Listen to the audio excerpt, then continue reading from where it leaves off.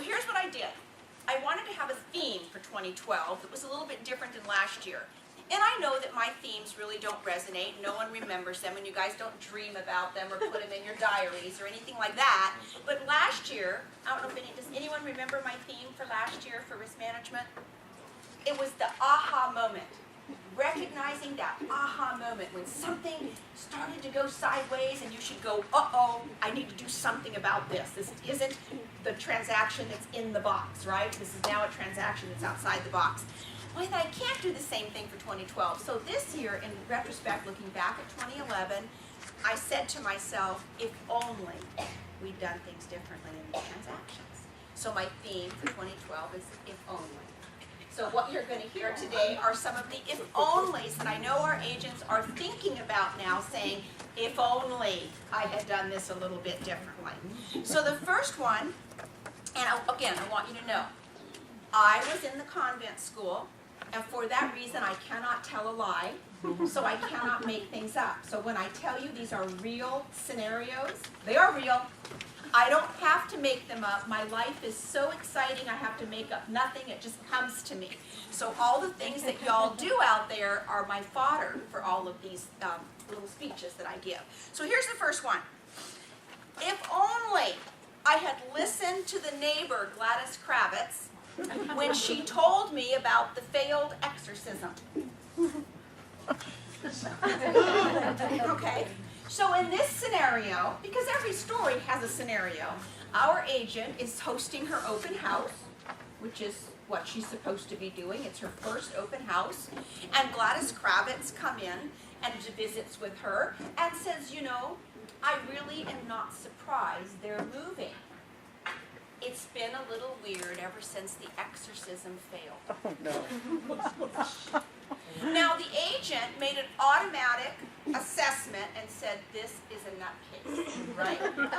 But it haunted her. That's pretty good, isn't it? It haunted her all afternoon, so that at the end of the day, when she locked up the open house, she called her manager. And she said, look, I had kind of a weird thing happen. It was kind of an aha moment, right? And she said, the neighbor came in, talked about a failed exorcism that occurred allegedly in the property that I'm trying to sell. And the manager had a great idea. She said, let's get Kathy on a conference call and talk to her about it. So they did, and that was a Sunday evening. And here's what I said. You can't discard that information. And I'm really glad that you didn't discard it. Because now what you need to do is have a personal, eye-to-eye contact conversation with your seller and talk to him or her about what the neighbor said. You have to do this. Not a text message, right? Not an email, and not a voicemail when you know he's not going to be at his office, right? Because that's how we tend to use technology when we really don't want to talk to someone. And a lot of what we do, unfortunately, involves confrontation, right? And we don't like that, so we'd rather leave a voicemail at 2 in the morning at the office, you know, and know we don't have to talk to the person or send an email at 4 a.m. That doesn't work in these important scenarios. So I said, here's what I want you to do. I want you to get the seller together with you over the kitchen table, and I want you to ask him directly if Gladys Kravitz is a nutcase. And here's why I'm asking, because she said you had an exorcism in the house that didn't turn out so very well. And she said, I can do that. And so the next day she did. Sat across the table, and this homeowner, very honest man, said Gladys Kravitz is not crazy in the head. She's absolutely right. We did have an exorcism here, and it didn't work out the way we planned. And so the agent said, okay, I got to call my manager. And so she called her manager, and the manager called me, and I said, okay, we need to tell the seller this is a disclosure issue, right? Right. This is a disclosure issue. You can't have the story of the failed exorcism going around, because here's what's going to happen. If the seller doesn't disclose it, and if we allow the seller not to disclose it and become complicit in the lie, right, because not disclosing it is a lie, then when the new buyer, whoever they might be, moves in, Gladys will be at their door while the moving van is still offloading furniture. furniture. And she will be raving about the failed exorcism. So what you're going to have to do is figure out a way to disclose it. So, well, How did it fail? so here's what happened. She calls, and we all call, and she's still at the seller's home. So all this is going on while she's with the seller.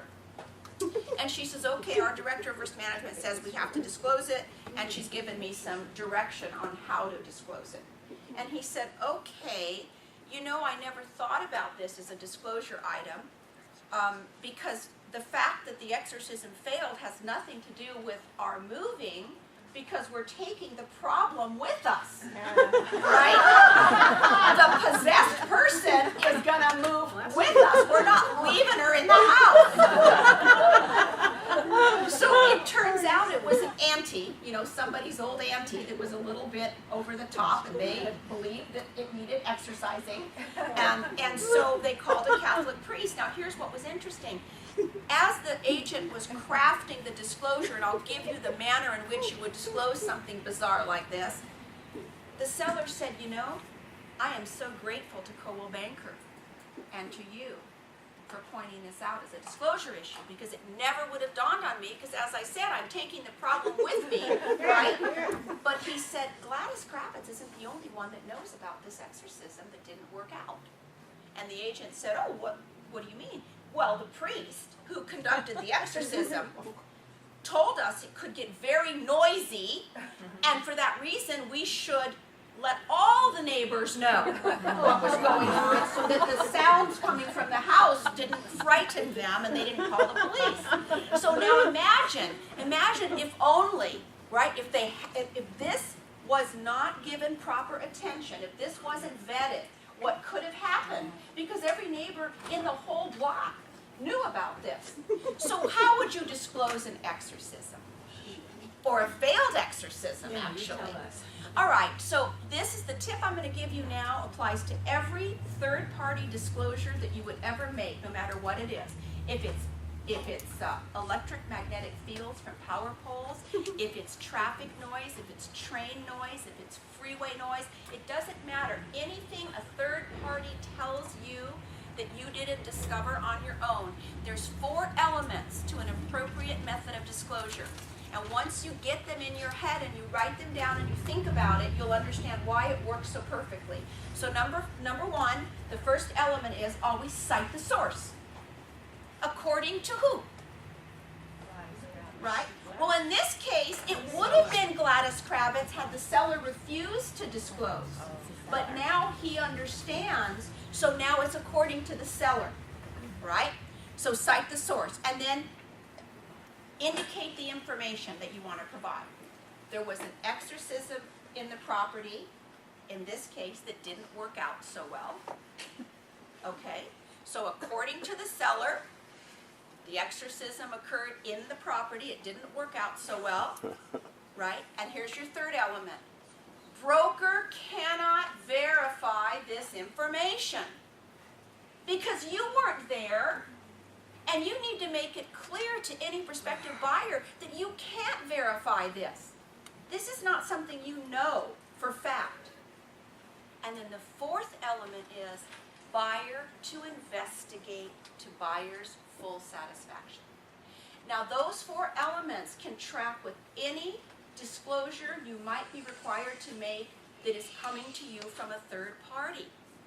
And all 4 of them are equally important, because then what we're doing is we're letting the buyer know who told us, what the issue may be, the fact that we don't know this of our own knowledge, we can't verify it, and they should now investigate it. Because that's really the whole genesis of the Easton v. Strasburger decision that created the disclosure requirements in California, which was the buyer needs to have the relevant information that they need in order to make an informed decision with respect to the desirability or value of the property, right? So maybe to some buyers, the property could be worth more if there was something freaky like an exorcism going on, because maybe they're going to open a spiritual reader, business. But to some it might say, you know what, I might buy the property, but I don't want to pay that price for it. Or some others may say, I don't want to buy it at all, right? And there could be people like that. So we have to give those buyers the opportunity to make what's called an informed decision. So that was one of our stories, which I thought was kind of cool from 2011.